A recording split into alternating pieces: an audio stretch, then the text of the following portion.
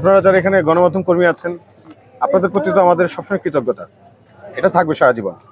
কিন্তু একটা অভিমানের জায়গাও আছে। অভিমানের জায়গাটা হচ্ছে, আমি গত কয়েকদিন যাবত মানে আমি মানে ঢাকায় ফিরেছি মাত্র 2 দিন হলো। ঢাকায় 2 দিন ফেরার পর যতটুকু আসলে একজন স্বতন্ত্র প্রার্থী হিসেবে অন্য সবার সাথে যখন কথা বলতে যাচ্ছি, ওদের সাথেই দেখা হয়ে গেছে। স্বতন্ত্র প্রার্থীরা যারা আছে তাদের সাথে কথা বলার পর আসলে তারা একটা অভিমানের জায়গা থেকে অনুযোগ দিল যে ভাই, বিভিন্ন যারা গণমাধ্যম কর্মী ভাইরা আছে, তারা আসলে যারা বিভিন্ন দলের প্রার্থী, সমর্থিত প্রার্থী, তাদেরকে আসলে বেশি মিডিয়া কাভারেজ দিচ্ছে। তারা হচ্ছে ওয়াশরুমে গেলে সেখানে পর্যন্ত হচ্ছে তারা এই ক্যামেরা নিয়ে যাচ্ছে। কিন্তু আসলে আমরা একটা যৌক্তিক বিষয়, আমরা প্রবলেমগুলো উপস্থাপন করতে চাইলেও, ঢাকা বিশ্ববিদ্যালয়ের শিক্ষার্থীদের প্রবলেম বা ম্যান্ডেটগুলো উপস্থাপন করতে চাইলেও আসলে আমাদের কথা কেউ শুনছে না। তো এই কথা শুনে আসলে এখন কথা হচ্ছে, এটা তো অনেক বেশি মর্মাহত হলাম।